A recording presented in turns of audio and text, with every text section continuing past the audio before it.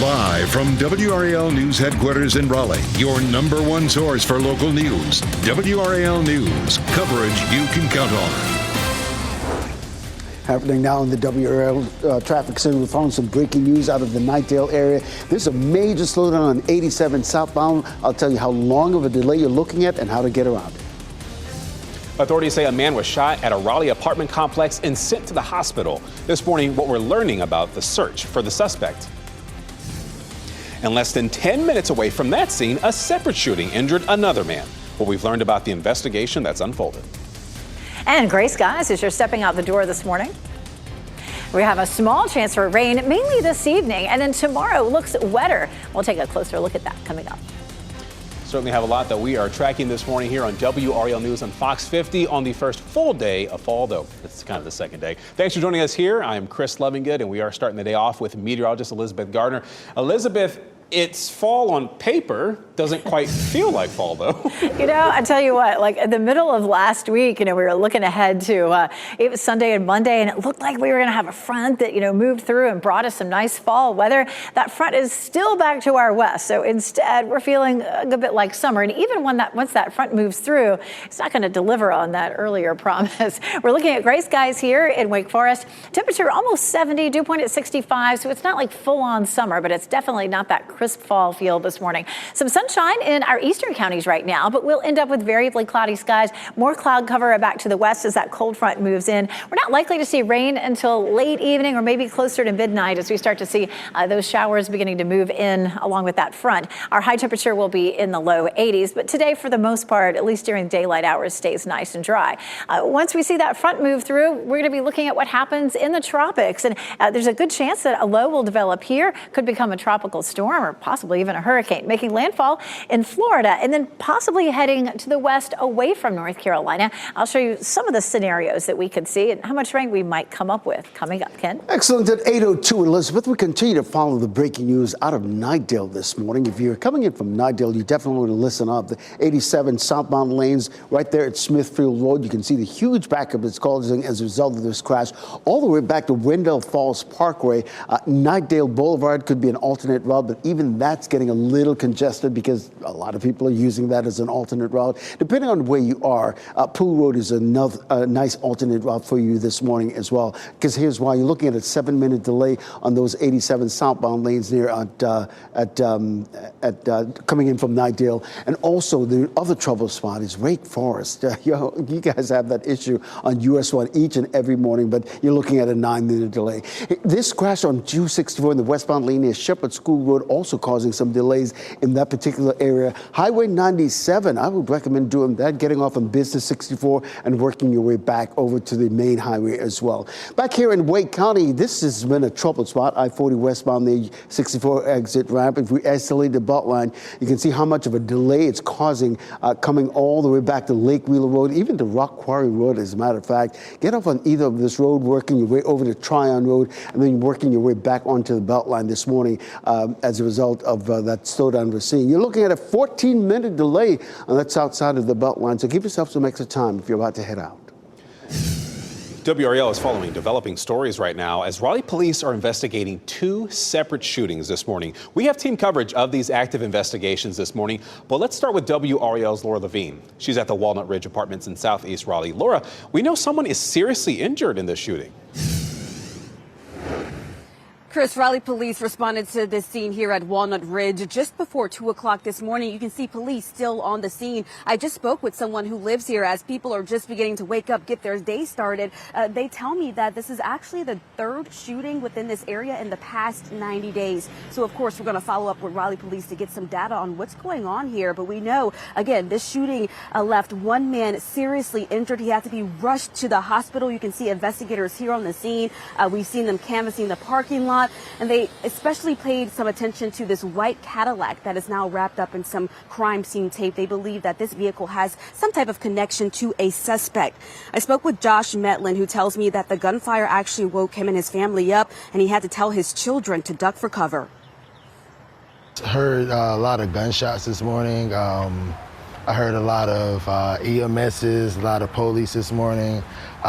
Just scared, just told the kids to get down. It's pretty terrifying. You know, I have a lot of kids, so it's not the first time. And he actually was telling me that he and some other neighbors were discussing this morning about leaving the area. They had that discussion a few weeks ago, and this was the last straw for them. As far as this investigation goes, we're still working to learn what led up to the shooting. Anyone with information is asked to give Raleigh police a call. Laura Levine, WRAL News, live in Raleigh. People just want to keep their children safe. We want to go now to WRAL's Kelsey Coffey at the Raleigh police station. Kelsey, police also responded to a shooting on Bertie Drive around 3:30 this morning. Chris, they did, and investigators are here at the police department now working to piece together what happened there. We'll take you to some video now from earlier this morning around 4 o'clock where you can see that active scene on Bertie Drive. A man was shot and taken to the hospital with serious injuries. Crime scene tape surrounded a grass area near a roundabout on the street. Multiple police cars were in the area. CCBI was also there investigating. We've reached out to Raleigh police to learn more about the search for the shooter. We're also asking police if they know what led up to that shooting. We'll be sure to stay on top of this and keep you updated. Kelsey Coffey, WRAL News, live in Raleigh. WRAL is following another developing story, this time in Durham. The fire department says a vehicle crashed into a building that appears to be either a duplex or a townhouse. Police responded to Junction Road near Mansfield Avenue around 1 a.m. and they say the crash was so serious the building now has structural damage, but it's unclear if it's safe for people to still live there. At last check, no word of any injuries or what led to this crash, but WRAL News is working to get that information confirmed. New this morning, we have learned the name of a man who was shot and killed on Edge Hill Road in Fayetteville. Police say 18-year-old A.J. Whidbey died in the shooting just before 11 o'clock, and this happened on Saturday night. Another man who was shot was also taken to the hospital and is expected to be okay. What you're seeing here is video from the WRAL Breaking News Tracker. We were there as police investigated at a home as well as in front of a nearby shopping center on Skybill Road. Investigators are trying to work to find the shooter. Republican vice presidential nominee J.D. Vance will be back in North Carolina today. He's set to speak at the Dale Halton Theater in Charlotte at 5 o'clock this evening. He was actually just in Raleigh last week for an event there. Republican presidential nominee Donald Trump was also in North Carolina recently. He hosted a rally in Wilmington on Saturday. WRAL, of course, will cover all the candidates' visits now through Election Day. And tonight, former President Trump will host a rally in Western Pennsylvania. Democratic Vice Presidential nominee Tim Walz will be in New York City for campaign receptions, and Vice President Kamala Harris does not have any public events scheduled, at least not now. Several top staffers for Republican candidate Governor Mark Robinson have quit. Lieutenant Governor Mark Robinson, A spokesperson for the Lieutenant Governor's campaign said the campaign manager and deputy campaign manager stepped down from those roles. The campaign's senior advisor and finance director also quit. Robinson is facing increased pressure and skepticism from members of his party because of a recent CNN report. The report says he made lewd, racist, and pro-Hitler comments on a pornographic website's messaging board. Robinson denies what's in those reports. Today, we'll get an update on the state's absentee ballots. State Board of Elections Chair Karen Brinson-Bell plans to address questions at 10:30 this morning. And counties already sent ballots to eligible military and overseas voters this past Friday. Absentee ballots for everyone else who requested one will go out starting tomorrow. That process was delayed because of a court ruling requiring Robert F. Kennedy Jr. to be removed from the ballots. Part of Hillsborough Street is back open this morning after a weekend closure in Raleigh. Demolition teams took down the old I-440 eastbound bridge. The road reopened this morning at 5 o'clock after closing Friday night. Morning commuters to Fort Liberty will have delays because of a reduced access point at the All-American Access Control Point. Now, the Post says there was a traffic incident at the gate last night. It says it involved someone who is not affiliated with the Department of Defense. We are working to learn more about the nature of what happened and whether there is any damage to a gate. Your time is 8:09 this morning. A manhunt is underway in Alabama because 4 people died during a deadly shooting outside a hookah lounge. Why police say the person responsible could have been part of a murder-for-hire plot. Plus, a family in Fayetteville wants to help to combat violence in the city after their loved one was killed. How they're using his love of music to inspire others. And we're walking out the door to gray skies in most of the viewing area. We may see a little bit of sunshine in spots through the afternoon. And then late this evening and overnight, we'll have a chance of showers, which will usher in a wetter pattern. I'll show you how much rain is coming our way.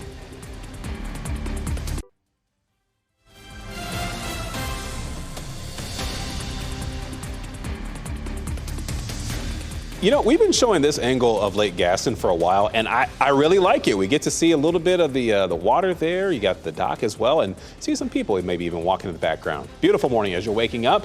It's fall, as I mentioned before, on paper, but in practice, well, it feels a little different. But I know you're also tracking what's going on in the Gulf as well, Elizabeth. You know, it feels really tropical around here right now. So, you know, I guess our eyes and our minds are on the tropics as well. We started last week talking about a system that could develop down in the Gulf of Mexico or in the Caribbean, and it looks increasingly likely. It's a 90% chance. They're sending the hurricane hunters in. We have computer model plots to show you where it could go. For us, if we're going to see any impact, it's likely to be Friday and Saturday.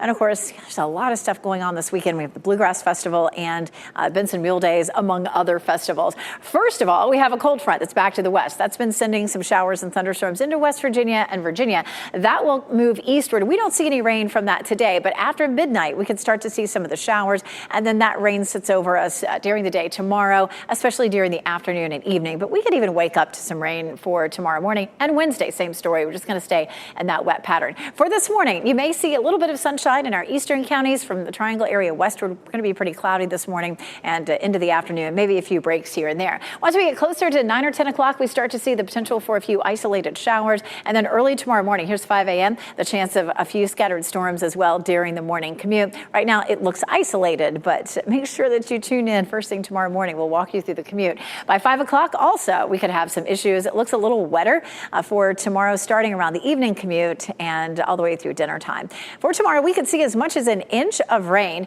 We could see about a half an inch on Wednesday. Thursday, we may be in between systems. A tropical system, if it comes close enough to us, we could see over a half an inch of rain on Friday and over a quarter of an inch on Saturday. Here's a look at where it is right now. You can pick it out. This is the area of disturbed weather, but it doesn't have a closed circulation. It's not very organized just yet. It will eventually move up toward Florida. And two things are going to impact it. Number one, the potential of a low back to the west. Low pressure systems rotate counterclockwise. So if the low is close enough to it, it's going to pull it back to the west. And that looks like the most likely scenario. But there's going to be a high sitting offshore, which rotates the opposite direction. If that high is close enough to it, it's going to push it closer to North Carolina. More likely to be scenario number one. You can see how that storm moves northward. This is going to be Thursday morning at 11 a.m. And we'll likely be dry on Thursday, but definitely having the potential for some rain on Friday. There's Friday at 5 p.m. But the low itself with this storm could still be well to the west, and we could see some rain. So we're going to be watching just for the path of that. Here's a look at the model plots, and of course coming right through the Gulf of Mexico and then potentially taking that left turn, which would limit the amount of rain that we see here. Temperature-wise, it'll be a bit cooler as this happens too. Looking at 77 on Friday and 79 on Saturday. Of course, we have the Bluegrass Festival Friday and Saturday, and of course, Benson Mule Days through the weekend. So we'll continue to watch that forecast closely, Ken. All right, Elizabeth, happening now in the WRAL Traffic Center. Definitely traffic is improving. And this breaking news we've been following all morning long because of a crash there on 87 in the southbound lane near Smithfield Road. You can see the delay has really shrunk quite a bit this morning. If you're in a rush, you might want to take Nightdale Boulevard as an alternate route, and depending on where you are, Poole Road is an alternate route. But really and truly, things have definitely improved because right now you're only looking at a 3-minute delay coming in from Nightdale. Of course, the other troubled spot is US 1, our good friends in Wake Forest. You're looking at an 8-minute delay coming in this morning. Over in Durham, we're looking at I-885. The shoulder is blocked by this crash that you're seeing here in the southbound lanes, but the real troubled spot is in the northbound lanes. I just checked the sensors, and you're looking at an 8-minute delay heading into the Bull City this morning, so give yourself some extra time if that's part of your morning commute. This is a serious crash that just happened a little while ago on Capitol Boulevard near Burlington Mills Road. You can see the huge backup it's causing in that area, so just keep that in mind and look for some police activity if you happen to be navigating that part of the Capitol Boulevard this morning. This is a crash that we've been following all morning long on I-40 westbound near the exit ramp to Highway 64. It's causing a little bit of a backup. Even that's getting better this morning as we isolate the belt line and show you exactly what we're talking about. This, what you're seeing here in the southern loop really is the usual morning congestion that we see this time of the morning. And you're looking at a 9-minute delay this morning if you're in the southern loop of the Beltline. So give yourself some extra time if you're about to head out. Thank you, Ken. This morning, investigators in Birmingham, Alabama are still searching for the people responsible for what police describe as a possible murder-for-hire plot. This is what led to a mass shooting. 4 people died, and last night, police released the names of 3 of them. 21-year-old Anitra Holloman, 27-year-old Taj Booker, and 27-year-old Carlos McCain. The 4th victim, a man, has not been identified publicly. 17 others were injured Saturday night during the shooting outside a hookah lounge. Police believe this attack was targeted and says that the suspects left the scene in a vehicle. And today, students in Georgia will start the process of returning to Appalachia High School. 2 students and 2 teachers were killed there this month. Authorities say a suspected 14-year-old brought a gun into the school and started shooting.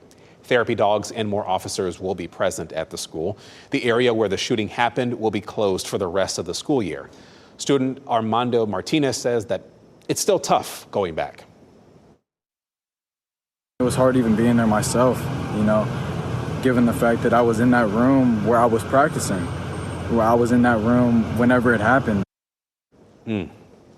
Last night, the Atlanta Falcons honored the school's football team during their game against the Kansas City Chiefs with a moment of silence. The school's football team also visited Dwayne "The Rock" Johnson on the Atlanta set where he was working.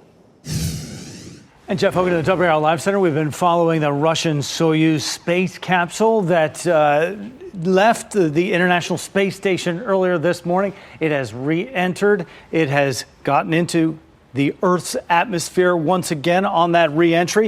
And I'm going to jump ahead in this video and show you exactly the moment it touched down on the ground in Kazakhstan. So the rescue operation is underway. This has a NASA astronaut. There it is. Safe landing. NASA astronaut Tracy Dyson on board, 2 Russian cosmonauts, Nikolai Chubb and Oleg Kononenko. They landed right there in Kazakhstan. Then the rescue operation began with the choppers landing, the trucks chasing. They'll be getting out of the capsule and get their land legs back under them before they're checked out medically after a successful mission. Congrats to them. Your time is 8:20. A Fayetteville family is mourning because of the death of a shooting that happened at a hookah lounge. And WRAL spoke with a family who went through a very similar tragedy and is now working to inspire others to make a difference. Fayetteville police say Elijah Wyand was shot and killed early Saturday morning. That was at the Anubis Lounge on Ramsey Street. Another man was also hurt. This shooting hits close to home for the family of Antoine Hoskins. He was shot and killed at another hookah lounge in Fayetteville back in 2022. His family started the Drums Up, Guns Down organization in his memory. It gives drumsticks to kids and teaches them how to play to try to keep them away from violence. We'll mail them out to them, drop them off to them. Doesn't matter as long as they get a pair of drumsticks in their hands. And these kids are absolutely loving it. There is another way. The group will have an event in October, and if you would like to learn more, you can go to WRAL.com. The potential threat of a government shutdown is once again looming over the United States. Last week, a 6-month funding extension failed to get through the House of Representatives, but Speaker of the House Mike Johnson has another proposal. Here's John Lawrence with more. The U.S. government is running out of time and money simultaneously. There will not be a shutdown. There's no way that anybody in their right mind up there could allow that to happen. House Speaker Mike Johnson wants to prevent a shutdown. Congress has an obligation to fund the government. And on Sunday, he released a plan that would fund the government until December 20th. It's a limited continuing resolution, or CR, that in addition to funding the government for the next 3 months, includes more money for the Secret Service. We'll have to review it to make sure it really is a clean CR. But if it is as advertised, it is a positive step forward to solving this problem in a bipartisan way. Unlike Johnson's funding proposal that failed to get out of the House last week, this plan doesn't include the controversial SAVE Act that focuses on preventing non-citizens from voting, which is already illegal. So one thing you cannot have is a government shutdown. It would be politically beyond stupid for us to do that right before the election, because certainly we'd get the blame. House Democratic leader Hakeem Jeffries issued a statement saying, quote, Congress is now on a bipartisan path to avoid a government shutdown that would hurt everyday Americans. I'm John Lawrence reporting. Former president and current presidential candidate Donald Trump previously called for lawmakers to shut down the government if the SAVE Act did not get passed into law. California has taken another big step toward protecting the environment. Governor Gavin Newsom signed a new law banning all plastic shopping bags at grocery stores. The state previously banned thin plastic shopping bags at supermarkets, but shoppers still had the option to buy bags made with a thicker plastic that was recyclable. The new law bans all plastic starting in 2026.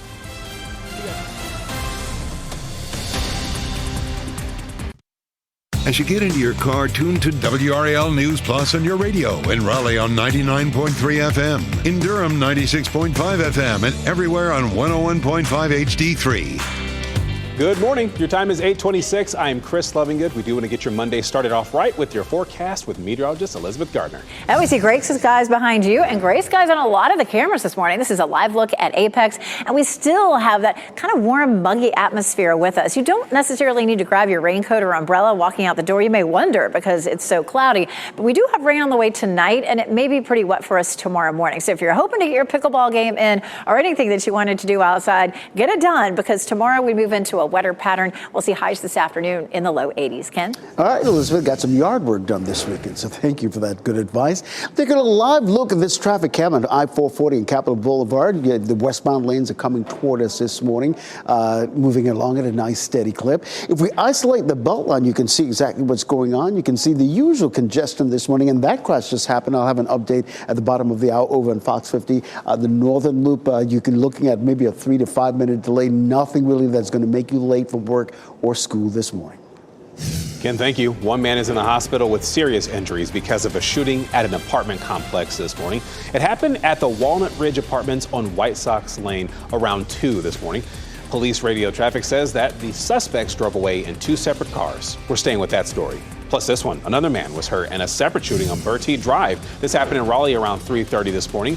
Police say the man is expected to be okay, and WRAL is working to learn if anyone has been arrested and if the 2 shootings are connected. Next on Fox 50, the vote happening today for the next steps for the Lenovo Center. And up next on Today, catching up with Michael Bublé live.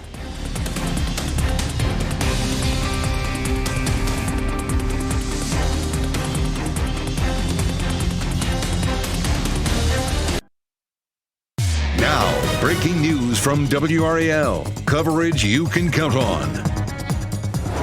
We're following 2 developing stories this morning. Raleigh police are investigating 2 separate shootings that happened less than 10 minutes apart from each other. What we know about the shootings that injured 2 men and the search for suspects.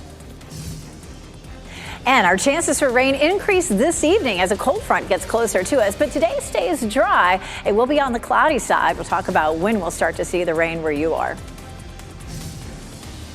And we are learning more about the next steps to upgrade the area around the Lenovo Center. The vote happening today that will help solidify plans to make an entertainment district around that center.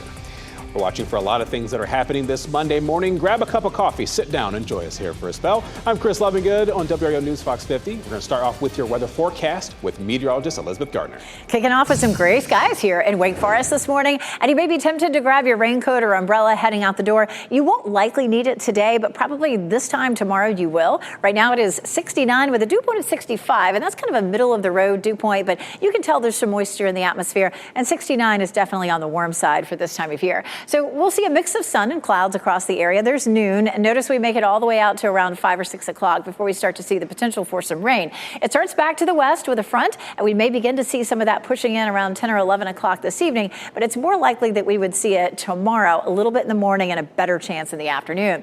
Heading out the door this morning, we're in the 60s. We'll climb into the low 80s for this afternoon. It stays a little bit on the muggy side, but generally dry. We're also tracking what's happening out there in the tropics. A low pressure system may become tropical and move up toward Florida and then possibly back toward the Midwest. That would leave us with some, but not a lot of rain toward the end of the week. We'll walk through some of the scenarios with that system coming up. Ken? Well, Elizabeth, at 8:31, happening now in the WO traffic center, just a few incidents that we want to bring your attention to, especially this one that just happened on Rock Quarry Road proper near I-40. You can see it's causing some delays there on Rock Quarry Road. Pool Road might be an alternate route for you if you're a little concerned about getting on Rock Quarry Road this morning. Over in Durham, the shoulder's blocked on I-885 in the southbound lanes near Cornwallis Road, but the real trouble spot is in those northbound lanes. Just check the sensors, and you're looking at maybe a 5 to 7 minute delay heading into the Bull City this morning. This is a crash that we've been following for quite some time. It's blocking the shoulder of the road there on I-40 westbound there, the US 64 exit ramp. It was causing quite a bit of delay, but you can see it's really dissipated this morning. Nothing that's going to make you late as we isolate the Beltline this morning. What you're seeing on the southern loop, that's the usual morning congestion that we've been seeing, that we usually see this time of the morning. You're looking at maybe a 3 to 5 minute delay on the south side of the Beltline. Similarly on the north side of the Beltline as well, just maybe a 2 to 3 minute delay if you're heading out this morning. Let's take a look at that north side of the Beltline. This is a live look at I-440 and Capitol Boulevard. The westbound lanes are coming toward us. They're moving, albeit slowly, at a steady clip. Thank you, Ken. WRAL is following a developing story involving 2 separate shooting scenes. This is happening in Raleigh. We have team coverage of these active investigations this morning, but we do want to start with WRAL's Laura Levine. She's at the Walnut Ridge Apartments in Southeast Raleigh. Laura, we know someone is seriously injured in this shooting. Chris, and if you've been following our reporting throughout the morning, you may know that I've been mentioning this white Cadillac. We'll take a look now. Investigators have the trunk of this white Cadillac now open, the doors open, and they've begun searching this vehicle once again. We know that this may have some type of connection to a suspect that investigators are searching for at this time. But as you mentioned, just before 2 o'clock this morning, that's when police responded to a shooting here at Walnut Ridge. One man was shot and has serious injuries. I spoke with someone who lives at this apartment complex. He tells me that the gunfire woke him and his family up this morning. Take a listen. Heard a lot of gunshots this morning. I heard a lot of EMSs, a lot of police this morning. Just scared, just told the kids to get down. It's pretty terrifying. You know, I have a lot of kids, so it's not the first time. It's not the first time, he said. So he actually told me that this is the 3rd shooting within 90 days within this area. I checked on some of our reporting, and we actually did cover a shooting at the townhomes next door where one man was shot and killed. Another woman had serious injuries that happened last month. Of course, WRAL in this case working to learn what led up to this shooting. Anyone with information is asked to call police. Laura Levine, WRAL News, live in Raleigh. It's not the first time. You feel for that father. We go now to WRAL's Kelsey Coffey. She's at the Raleigh Police Station. Kelsey, police also responded to a shooting on Bertie Drive. That was around 3:30 this morning.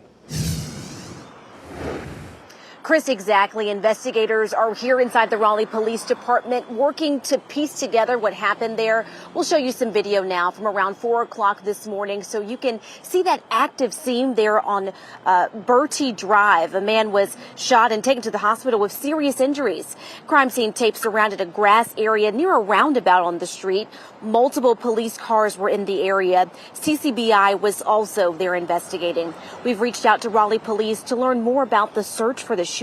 We're also asking police if they know anything about what led up to this shooting. So we'll be sure to stay on top of this and keep you updated. Kelsey Coffey, WRAL News, live in Raleigh. And WRAL is working to learn more about what caused a vehicle to crash into a building in Durham this morning. Let me show you where this happened. Police responded to Junction Road near Mansfield Avenue at about 1 a.m. They say the building suffered structural damage in this crash, but there's no word on whether anyone was hurt in this crash or what led up to it. Several top staffers for Republican candidate for governor Mark Robinson have quit. A spokesperson for the lieutenant governor's campaign said the campaign manager and deputy campaign manager stepped down from their roles. The campaign's senior advisor and finance director also quit. Robinson's facing increased pressure and skepticism, frankly, from members of his party because of a recent CNN report. The report says he made lewd, racist, and pro-Hitler comments on a pornographic website's messaging board. But to be clear, Robinson denies what's in the report. There is heartache at UNC because a student who was reported missing in South Africa has been found dead.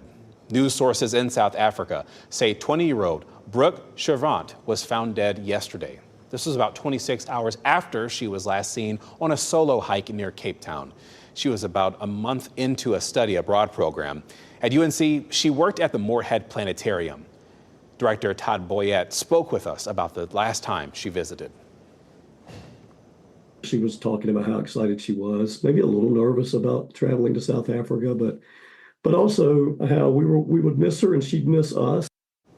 South African police say an autopsy will determine how she died. A man accused of speeding and drunk driving in a deadly crash is expected in a local courtroom today. Gregory Coley, right here on your screen. He's scheduled to appear before a judge this morning in Durham. He's facing a felony death by vehicle charge because of a crash that killed 26-year-old Daniel Watt in 2021. Watt was a Duke University employee. He was riding in the back of a Lyft vehicle on the Durham freeway, and troopers say a drunk driver going 143 miles per hour hit the back of the car and killed Watt. New this morning, the Israeli military is conducting what it calls extensive strikes on targets in Lebanon. Israel is calling on people in Lebanon to evacuate any buildings where Hezbollah is storing arms. Lebanon's news agency is reporting several Israeli strikes across the southern part of the country, and this is happening after Israel sent nearly 300 strikes to Hezbollah targets on Saturday. Hezbollah launched rockets and missiles into Israel in response.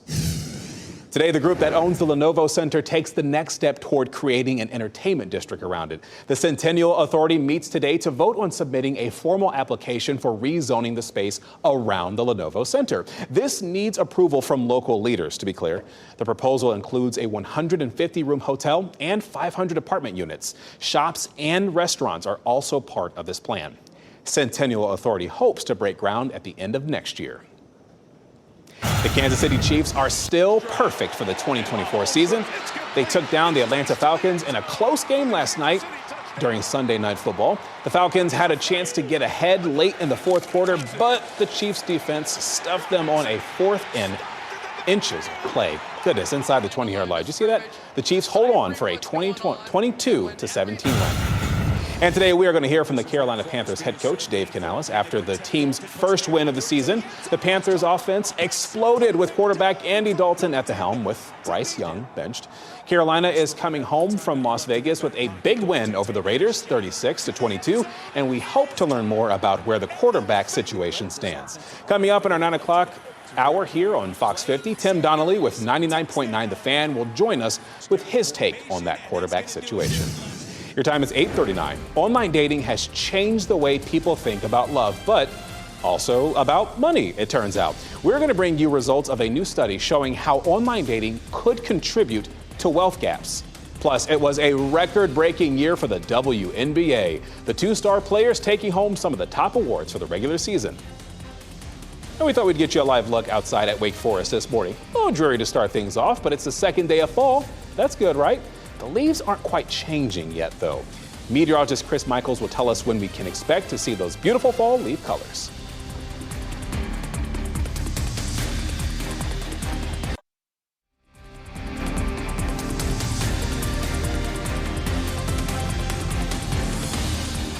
See, we didn't forget about you, South Hill. See, here's your camera, right? A little overcast skies there. You got a little sun peeking through there as you're beginning the second official day of fall here. We've got meteorologist Elizabeth Gardner who's tracking your forecast, but you're also tracking what's going on in the Gulf right now. Exactly. We do have the potential to see a tropical system develop there. That could push some rain up into our area by the weekend. We'll talk about what some of those scenarios are. It already feels a bit tropical out there. It's warm. It's a little sticky as you're heading out the door. And a cold front will approach by tonight and bring us a good chance for rain for Tuesday and Wednesday. Taking a look at Zebulon, we have some gray skies here as we're taking a look at their beautiful historic town hall and the pretty green grass out front. 69 is the temperature, dew point of 65 right now. Checking out satellite and radar, we do show some scattered showers and thunderstorms potentially up toward Virginia and West Virginia. Out ahead of our front, we'll have that potential as we get through mainly this evening. We should stay fairly dry until then.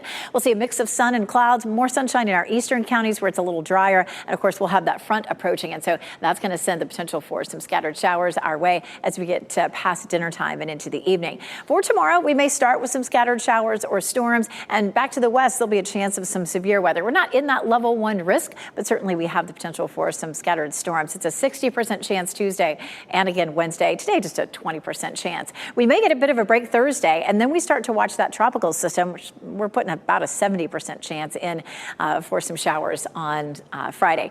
Take a look at Stan Cardwell's rain gauge there, up to 4 inches last week. Thanks for sending us that. Boy, it was a fairly wet week last week, and we're going to repeat that again this week. Go to WRAL.com, search Weather Watchers, send us your photos, whatever's happening in your backyard or wherever you're headed. Boy, today, when the numbers came in, we are now the wettest year to date on record. So we're on the way potentially to the wettest year on record at RDU with over 45 inches. At number 2 is 45.40 back in 1996. And that's when Hurricane Fran came through, dumped a lot of heavy rain there. We had some fairly normal numbers to start the year, but then July we had 9 inches of rain, almost 9 in August, and really almost 9 for the month of September as well. So we've really been adding it up the last 3 months. As a matter of fact, we've seen 60% of our rain the entire year just in the last 3 months.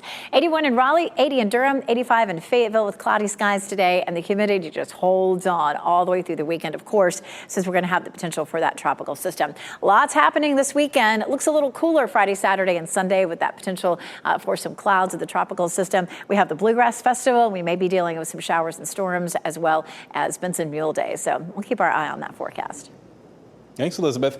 Fall officially began yesterday, and that's got a lot of us thinking about fall colors. Who knows about fall colors? Well, Chris Michael's right here. He's a meteorologist. Tell us a little bit about when to expect peak colors and what parts of the state are seeing leaves drop early, Chris. Yeah, and especially in this part of the state, you really have to wait until early November. But we got a perfect snapshot yesterday of the moment that the autumnal equinox happened. And there you see half of planet Earth in sunlight, half in darkness. For us, we have about 12 hours, 8 minutes of daylight. And you see just how quickly that goes down over the next 4 to 6 weeks. That's part of why we see that peak of fall foliage in another 4 to 6 weeks. In fact, there's a group called Explore Fall, and these guys are awesome, and they give us data like this. The average peak dates across the state, you notice for us, that's in early November. Obviously, the higher in elevation you go, the earlier that peak happens because of the fact that they're just cooler up there. We're going back to 3rd grade when that word photosynthesis came out. The leaves, they feed off the sunlight and water,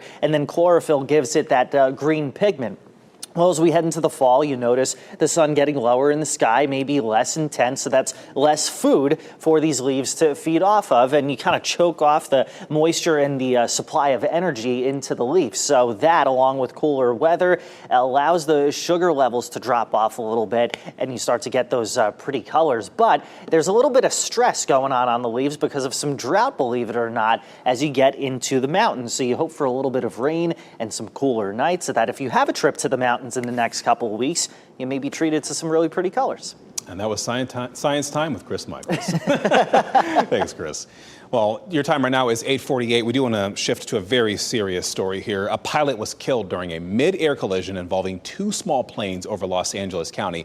Authorities say the planes collided after Sunday afternoon when the planes were actually over a remote area near Lancaster. That's about an hour outside of L.A. One plane crashed, but the other managed to land on a road nearby. The FAA says only the pilots were on board both aircrafts there. There's no word on the condition of the pilot who survived. New body cam video is giving more insight into a controversial police shooting in New York that left 2 bystanders hurt. The video shows the shooting at a subway station earlier this month. Police say a man jumped a turnstile and threatened officers with an 8-inch knife. You see it right there on your screen. 2 officers shot at the man, hitting him, but bullets also hit 2 bystanders. One of them was hit in the head, leaving them critically injured. A responding officer was also shot, but the NYPD is defending the officer's actions. Durham police are investigating what they're calling a suspicious death. Officers responded to a call shortly after 4 yesterday morning. They found a man dead at East Markham Avenue. The road was closed for hours from North Roxborough Street to Vista Street while crews investigated. We're working to learn the name of the man who died and the cause of death in this story. Today, we're going to get an update on efforts to combat the opioid epidemic in Wake County. The County Board of Commissioners Public Safety Committee will examine the use of naloxone by EMS, as well as other county programs and treatment methods. Their meeting starts at 12:30 this afternoon. Teenagers in North Carolina and across the country are vaping. A brand new WRAL documentary aims to find out how kids are getting their hands on products, what lawmakers are doing to protect our children, and how so many teenagers became addicted. WRAL investigative documentary reporter Kristen Severance spent months speaking with dozens of kids, asking them about the problem. From fruity flavors to advertisements meant to get teens to buy their products, she found out how these companies were able to appeal to young people. I can see now vape products have Bluetooth connection or even Wi-Fi that students can connect to. I even saw a vape that looked like a USB stick. I mean, why are they making vapes that look like Yoda? Why are they making a vape that looks like a highlighter marker or goes inside a hoodie? The documentary also highlights why policymakers need to tackle this issue now and expose a loophole in new vaping legislation. You can watch Gen V, teen vaping in North Carolina. That is Thursday. That's the 26th, this Thursday, in fact. It's at 7:30, and you can watch on WRALdoc.com. New research is suggesting that people looking for love online could be contributing to income inequality. Data from the Federal Reserve says the more people participate in online dating, the more they choose someone that has a similar income and education. That accounts for half of income inequality among households from 1980 to 2020. It's now less likely for households to have one high-income earner and one low-income earner. Data showed online dating raised the what's called Gini coefficient. It's a term used to assess income inequality by 3 percentage points. Asia Wilson and Caitlin Clark had record-breaking seasons in the WNBA. The two were honored last night at the Associated Press Awards as the Rookie Player of the Year and Player of the Year. Wilson became the first player in league history to score more than 1,000 points in a season. Wilson was also named the league's MVP. Clark broke the league's single-season assist mark and scored the most points ever for a rookie. Congrats to them. Two blasts from the past to start your week. A cult classic movie returns to the big screen, and an Oscar winner prepares to dig deep into a Rock and Roll Hall of Fame band. Here's David Daniel with the Hollywood Minute. That's what I love about these high school girls, man. I get older, they stay the same age. Dazed and Confused is getting a theatrical re-release for its 30th anniversary. Richard Linklater's coming-of-age comedy, set on the last day of high school in 1976 Austin, Texas, has gotten a 4K restoration. It's in select theaters beginning Sunday, September 29th. Check your local listings for theaters and showtimes.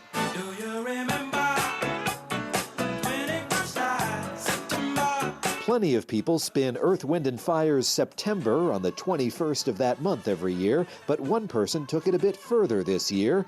Questlove, who won an Oscar for his documentary Summer of Soul, announced he'll direct a doc on Earth, Wind & Fire. He reportedly has the approval of the iconic band and exclusive access to its audio, visual, and written archives. Sounds like one shining star of a film. In Hollywood, I'm David Daniel. Fox's fall TV season returns tonight. 911 Lone Star kicks off the lineup in a big way with its premiere of its 5th and final season. Then the thrill continues with part 2 of the series premiere of the new drama Rescue High Surf. The action starts at 8 tonight right here on Fox 50. A lot of the stories that we are covering here on WRAL News, we'll get to those in just a bit. But before we go to break, here are the winning lottery numbers just in case you didn't get them.